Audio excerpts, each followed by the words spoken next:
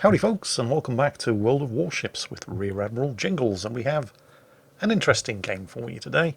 It's a tier 6 battle, 2 carriers per side, both of them top tier, and we're going to be joining Thurasaz in a destroyer for all kinds of aircraft carrier related fun and games.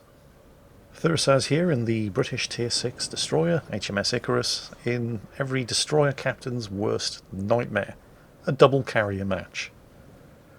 Well, it's only tier 6. I think every destroyer captain's worst nightmare would be a tier 10 double carrier match. Down here at tier 6, well, it's still probably not what you would be wishing for, but I think tier 6 carriers are okay. Then again, it's not really about the damage that carriers do to destroyers. It's about the spotting that they provide. Particularly with 2 carriers in play on each team, can make life extremely hazardous for destroyer players who are still trying to do what up until the aircraft carrier rework was traditionally considered a destroyer's job, capping and spotting. Take it from me, if you're in a destroyer and you're in a match where your team has a carrier, it's no longer your job to scout. Spotting is for the aircraft carrier, it's what they're best at. Not getting spotted is what you should be focusing on, which probably means staying the hell away from the cap circles, at least in the first 5 minutes or so of the match.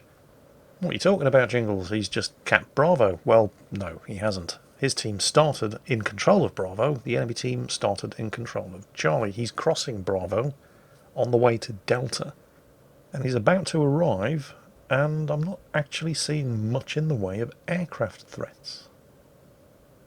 Enemy carriers appear to be focusing their attacks on that big sort of spread out blob of ships up to the north, which means Thurasaz is getting real lucky here as he starts shooting at this Congo while capping, uncontested, and without being spotted, because he's on the far side of this island.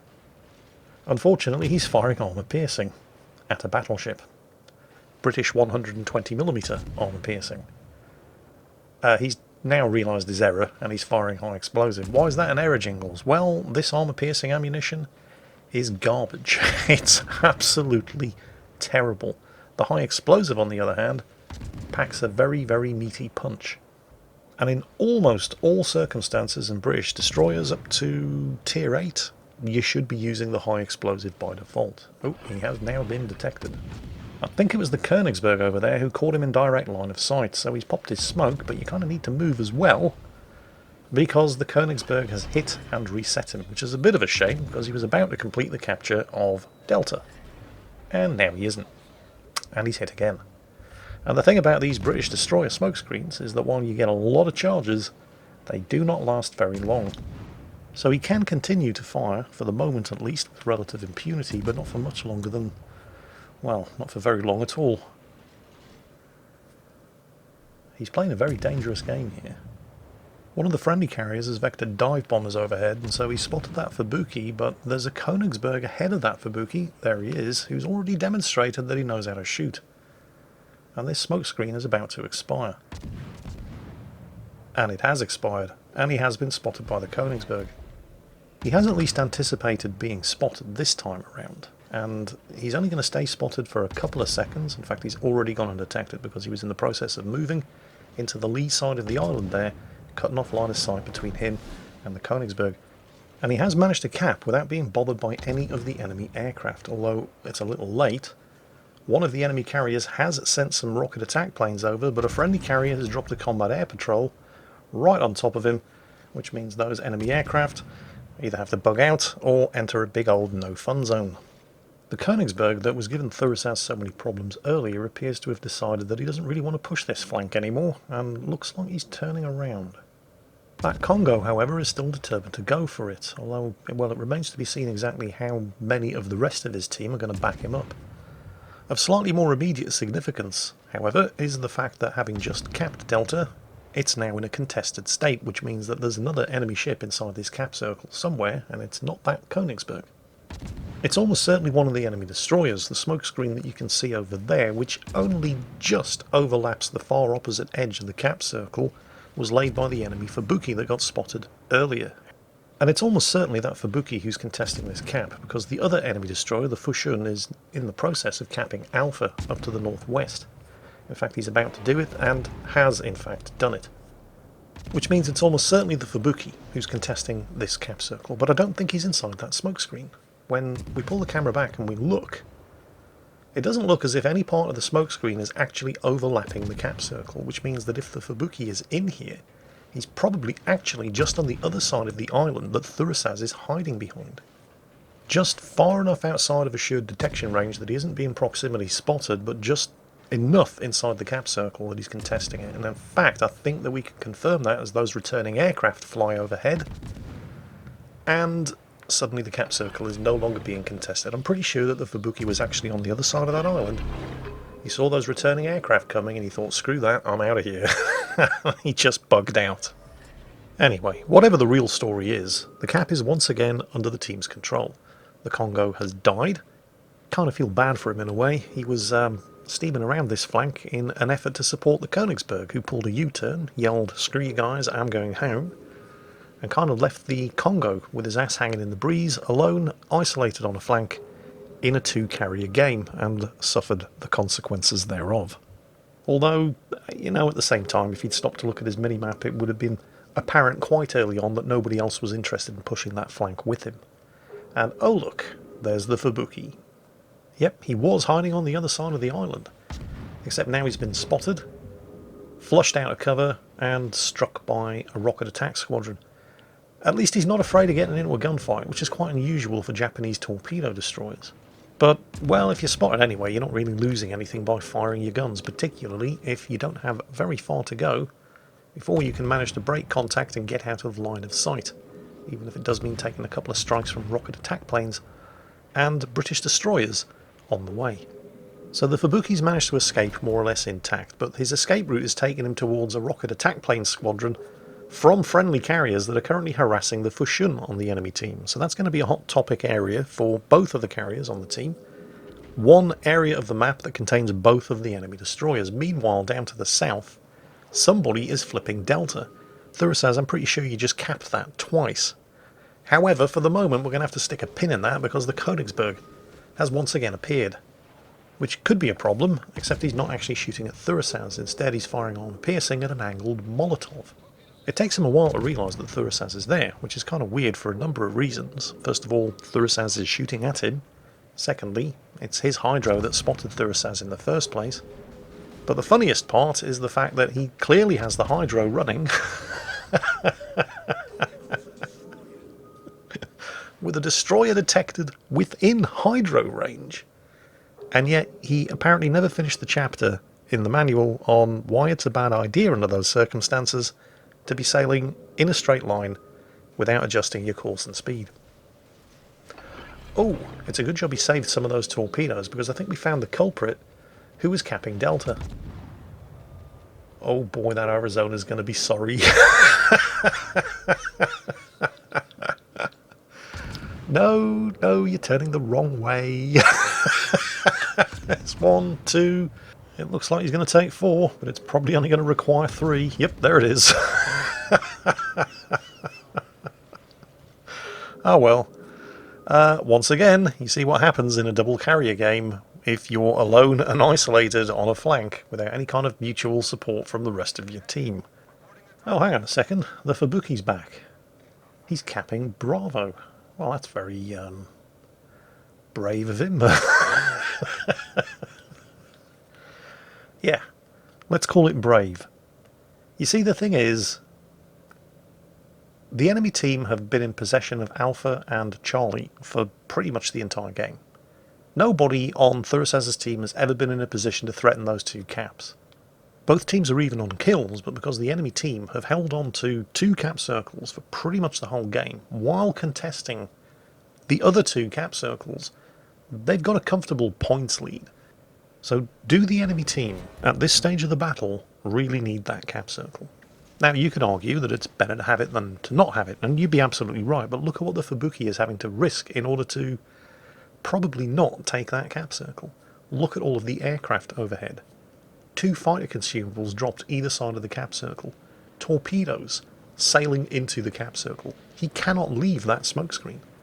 And it's not going to last forever.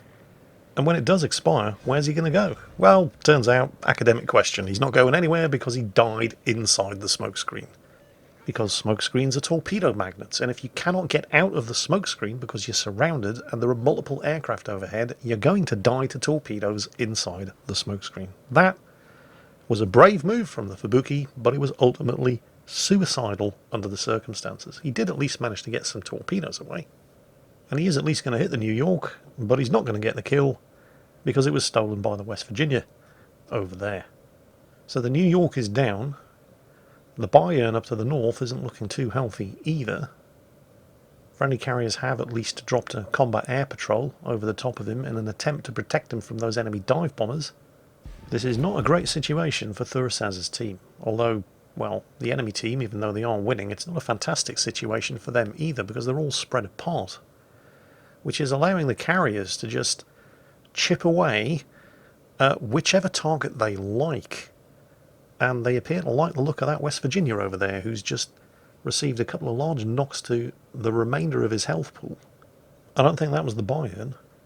I'm pretty sure that was a combination of dive and torpedo bomber attacks from the two carriers on Thurasaz's team. They've taken the West Virginia out. And for just a couple of seconds, it's two carriers, a battleship and a destroyer against two carriers, a battleship and a destroyer. And then the two enemy carriers finish off the Bayern.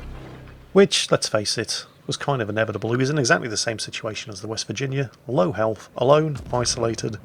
A very, very juicy aircraft carrier target.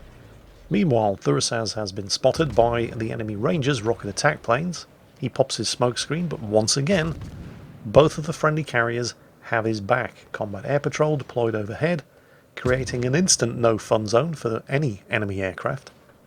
Of course, he's got the New Mexico shooting at him as well, but the New Mexico is coming under attack from the friendly carriers, and yep, the Fushun is somewhere up to the north. And he's also lobbing shells into the smokescreen, so a couple of torpedoes in his direction. You never know your luck. Thurasaz cannot, however, afford to hang around inside this smokescreen because the Fushun could be doing exactly the same thing to him. Like we said, smokescreens are torpedo magnets. In any case, it's a British smokescreen. It's not going to last forever. But you'll note that Thurasaz has been enjoying something this whole game, and is enjoying it right now, that Fushun isn't. Friendly air support, multiple aircraft overhead, no fun zones in the shape of the combat air patrols, and all of that has spotted the Fushun. Thurasaz appeared to initially be thinking, screw that, I'm getting out of here, my work here is done, but the Fushun is now inside the cap circle, it's contested once again, and he's spotted anyway, but oh, hang on a second, British destroyer, very short cooldown on the smokescreen. So he's now hidden. The same cannot be said for the Fushun, who's perma-spotted from the air and now basically has no choice but to attempt to fire blind into the smokescreen and try to get close enough to proximity spot Thurasaz before this happens. Gee, it must be real nice to have air support, huh? While all of that was going on, what the hell were the two enemy carriers doing? Well, they're actually still doing it. Those dive bombers are en route not to attack Thurasaz, but to follow up the rocket attack plane strikes that the two enemy carriers were launching against the friendly Ryujo. Even when they flew overhead by accident and spotted him, they're still going for one of the enemy carriers. All the time that Thurasaz was in that cap circle, taking it from them, while spotted, and getting shot at by the Fushun and the New Mexico, those enemy carriers were conducting rocket attack plane strikes, you know, the kind of aircraft that are particularly useful for attacking destroyers, but were instead directing them against the Ryujo aircraft carrier on Thurasaz's team. Now they're sending dive bombers in to finish off the job, and they did get the Ryujo, but the Ryujo has done his job. He's kept Thurasaz alive. And Thurasaz is now about to take the fourth and final cap circle from the enemy team. And they're still flying aircraft right over the top of him, inside their last cap circle, without bothering to attack him, until they have no other choice. I'll bet you the enemy team are really wishing they had, oh I don't know, a Fushun-class destroyer handy around about now. If only some of those rocket attack planes had been devoted to keeping him alive and dropping a combat air patrol on top of his head, rather than trying to farm kills and damage on enemy carriers. Because they could probably use well, I don't know, something sneaky like a destroyer at this late stage of the game that could maybe take some of those cap circles back. But they didn't. So they haven't. And they can't. I think it's fairly safe to say that at this stage of the game, those two aircraft carriers are experiencing significant regrets. I think if you were to press them on the subject, and they were to be honest about it, they would be forced to admit that mistakes were made. I think at this point, it's fairly safe to say that Thurasaz is no longer really interested in the cap circle. I mean, to be fair, he's already taken 3 of the 4. Going for the 4th would just be greedy. Plus, he's basically perma-spotted from the air. At last. The first time this game, in a double carrier match, in a destroyer. You couldn't make this shit up. Of course, the only reason the 2 of them are bothering to attack him now is because they'll die if they don't. So, you have to figure that that's going to provide at least some kind of incentive. Because, well, not wanting to lose didn't appear to be enough incentive for them. Perhaps not wanting to die, although, you know, what you want and what you're going to get are usually 2 entirely different things. And yep, there it is, Kraken Unleashed, Thurasaz's 5th kill. And very well deserved too. Couldn't have happened to a more deserving target.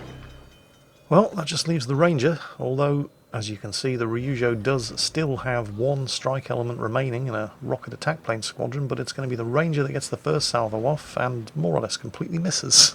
So, although the Ryujo doesn't.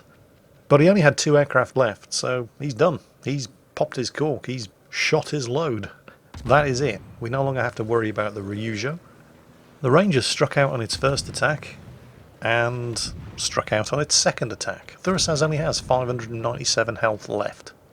With that much health, 1 rocket, not even 1 rocket strike, right, just 1 rocket from a rocket strike should have been enough to finish him off. The Ranger unloaded 2 rocket strikes at him, and managed to do 0 damage. In fact, he's now gotten sick of trying. He's recalled the rocket attack planes, and it looks like he's going to try with torpedo bombers. You know this is a destroyer, right? Well, it's not impossible for him to score a hit with a torpedo against a small, fast-moving destroyer. It's extremely unlikely, but I've seen stranger things happen. Although, well, he's not going to get another go, because right after Thurasaz scores the Confederate Award, his team reaches 1,000 points, and that's the end of that one. Sadly, no post-battle results screen included with this replay, but I think he won. The lion's share of the credit, of course, has to go to the 2 friendly carriers, because his team had something that the enemy team did not. They had a pair of carriers who were more concerned with winning than farming damage and kills. Teamwork, it wins matches. Of course, it's only a matter of time before Wargaming figure out a way of monetizing it, but for the moment, it's free to everybody.